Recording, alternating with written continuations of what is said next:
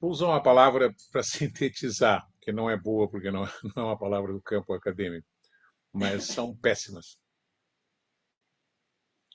E se no Sul você se referir explicitamente ao que os americanos chamam de hemisfério ocidental, ou seja, nós e eles, entende? São piores ainda. Estou falando com extremo e desagradado realismo nesse momento. E te digo por quê. Eu acho que é um pouco o ponto onde terminei a aula, não é? Eu estaria de acordo com você da perspectiva que me coloco, enfim, que é uma entre qualquer tantas outras, me ajuda a pensar, mas não necessariamente é que, com certeza, você pode falar que eventualmente ah, a hegemonia americana, como você disse, é o último capítulo de uma era histórica colonial imperial europeia, não é? Acho que poderia se dizer isso quando terminar o capítulo americano. Atenção, porque esses capítulos brodelianamente duram mais do que muitas gerações, não é? Tá certo? Então, esses declínios e sei lá o quê são relativos e tomam um tempo, não é? Então, eu não vejo no horizonte os Estados Unidos fora do sistema de poder internacional, nem muito menos. Até onde alcançam meus olhos, eu tento olhar até pelo menos 2100. Né? Agora, sim, você pode considerar que exaure-se o modelo colonial imperial europeu no sentido de que o sistema interestatal e interestatal capitalista, logo em seguida, né, que nasce na Europa e do qual, de certa forma, os europeus são os detentores do software, ele se globalizou, de fato. Mas esse sistema interestatal. E esse sistema se globaliza no final do século XX, é uma coisa muito recente, muito recente. Né? Agora, qual é e é por isso que em alguns textos eu falo de uma espécie de uma ideia de grandes explosões expansivas do sistema. Nós estamos vivendo uma gigantesca. Mas de onde vem? Do fato, simplesmente, nada mais, nada menos, que foi incorporado ao sistema interestatal capitalista a China. A Rússia voltou ao sistema, como Rússia, como Rússia. Não é? A Índia está entrando vigorosamente nesse sistema, do qual ela começou a participar depois da Segunda Guerra Mundial. Também é muito recente. Mas, além disso, como todo mundo sabe, esses países, esses povos, né, que foram grandes impérios e são grandes civilizações, eles, digamos, vestem uma camiseta muito apertada do Estado Nacional. Né? É como se fosse uma camisa de força, um império com 1,3 bilhão de habitantes, quer dizer, dá uns 6, quase 7 Brasis, não é? Dentro de um Estado Nacional, com as características, vamos dizer assim, próximas do modelo criado pelos europeus e depois difundido através da conquista imperial e colonial através do mundo. Como é que pode se dar essa relação, não é? De muitas maneiras, você pode especular isso de muitas maneiras. Mas, primeiro, é, o sistema interestatal segue. Você pode superar a fase colonial, se é que, enfim, tá certo? Você pode, enfim, em princípio, não é? Você está redefinindo as regras desse sistema westfálico com a inclusão de um subsistema, de um subuniverso, que se regiu por regras internacionais durante dois, 3.000 anos, mas pelo menos dois, 2,5, sei lá, os chineses, tá certo? E, e que são uma peculiaridade deles, que alguém já chamou, pode ser, enfim, sistema hierárquico tributário, mas não, é uma expressão que tenta dar conta da hierarquia e da forma de relacionamento. Não é colonial, em princípio era amplamente concessiva com relação às peculiaridades de cada povo e tal. Não era excessivamente bélica, não era. As expansões chinesas do século XV e tal não eram bélicas. Depois foram, sim, na direção da Mongólia, foram na direção do oeste. E aí foram, eu diria, imperiais e coloniais. Mas não é sempre essa marca Não é que os chineses não sejam expansivos, não. Mas tem outras regras de relacionamento com os seus, vamos chamar, usar uma linguagem comum da nossa ciência política ocidental, da sua zona de influência. Não é? A deles inclusive, é mais complicada, porque é uma zona de influência onde os Estados Unidos têm forte influência e onde os povos reagem à presença excessivamente exuberante da China. Mas, de qualquer maneira, milenarmente, a China teve relações, inclusive, com o Japão, de tipo hierárquico tributário, com a Coreia, com o Vietnã. Né? E, de certa forma, você poderia pensar que, dentro do sistema interestatal, a expansão atual dos chineses tem algo parecido com essa ideia do hierárquico tributário.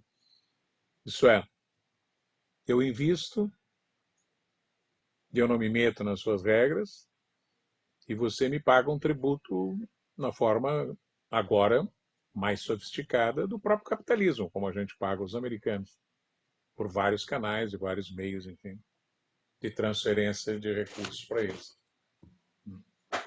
Tá certo? Então você pode pensar isso.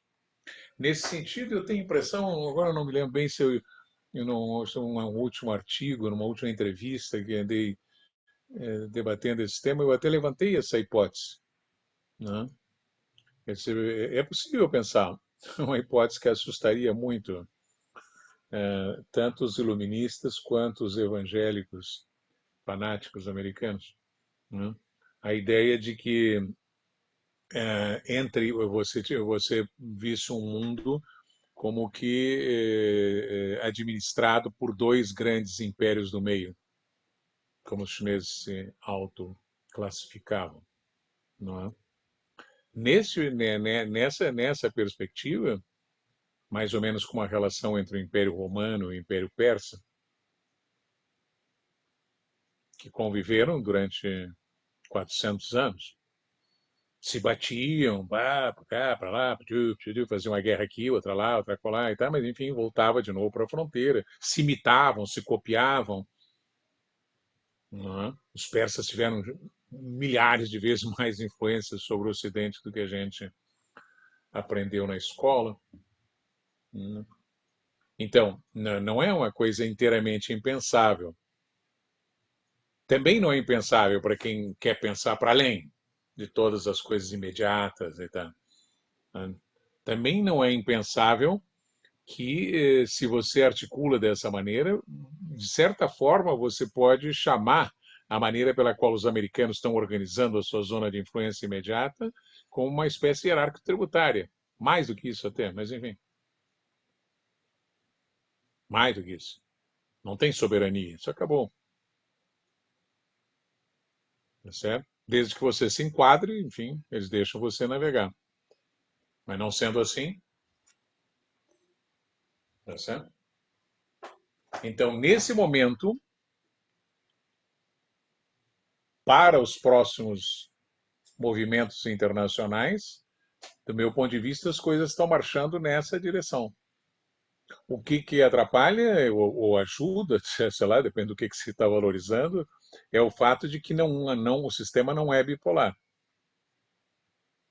E que provavelmente aqueles que estão no nível superior na hierarquia da riqueza e do poder também não têm interesse em fazer escolhas excludentes. Enquanto não tem ideologia, e digamos que essa ideia de civilização judaica cristã é uma coisa que para os europeus é meio brabo de engolir, que eles tomarem posições contra os chineses em nome desse negócio. Isso é uma coisa de evangélico fanático americano, o Mike Pompeo e outros locais aqui, tá? Mas não é, nem não é só os homens de negócio, os homens do poder. Como é que você vai fazer uma opção dessa altura do campeonato? Não é? Nem os chineses estão colocando as coisas nesses termos. Estão colocando em termos de interesse.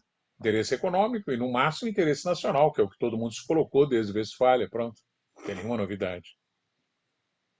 E estão propondo negociar e oferecem gigantescas vantagens para começar o seu mercado interno, que, enfim, que tem um potencial de expansão que não tem em lugar nenhum do mundo. Então é muito difícil, né, você fazer essa exclusão. Então, isso aí. Além disso, você tem hoje um país que não é rico, enfim, mas que é o único que tem uma tecnologia e um potencial militar, né, que, se usado, é o único capacidade de destruir os Estados Unidos, que é a Rússia. De forma rápida, para não ir além da sua capacidade econômica, que é baixa. Mas eles, junto com os chineses, constroem um poder que realmente fica, se os Estados Unidos forçarem nessa direção. Então, a minha impressão, pode ser que esteja me faltando pessimismo, não é? A minha impressão é que essa ideia de uma guerra para resolver as questões não, não vai ter. Ou vai ter muitas para cá, para lá. Vai ser um mundo extremamente instável, extremamente instável.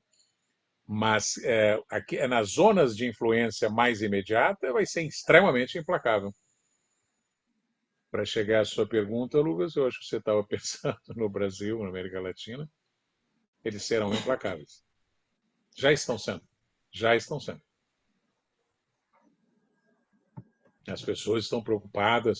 Ele veio fazer campanha eleitoral da Flórida, em Rio Branco, na base aérea brasileira.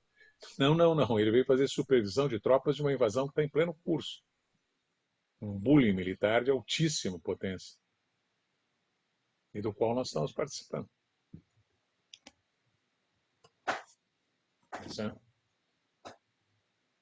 O Brasil acabou de assinar um acordo militar com o Comando Sul dos Estados Unidos que está no Congresso. Alguém está discutindo esse acordo? Nós, nós, é que por profissão e obrigação acadêmica, né, estamos discutindo esse acordo. Alguém já leu esse acordo? E ele nos amarra por muito tempo. Em que condição? Nessa que estou falando, que é a nova já. E é nessas condições e nos termos deste acordo que esse senhor veio à base aérea, né, se lixou para Brasília, desceu num ambiente de militares, fez uma supervisão de uma operação militar e depois foi embora. E o máximo que os críticos acharam é porque ele estava fazendo campanha eleitoral e acusando um país vizinho. Não, ele não estava acusando, ele está invadindo o país vizinho. E a gente está junto. Nesse sentido, Lucas, desculpa te dizer, minha visão é muito pessimista sobre o nosso destino nos próximos anos, nesse contexto que nos tocou nascer e viver.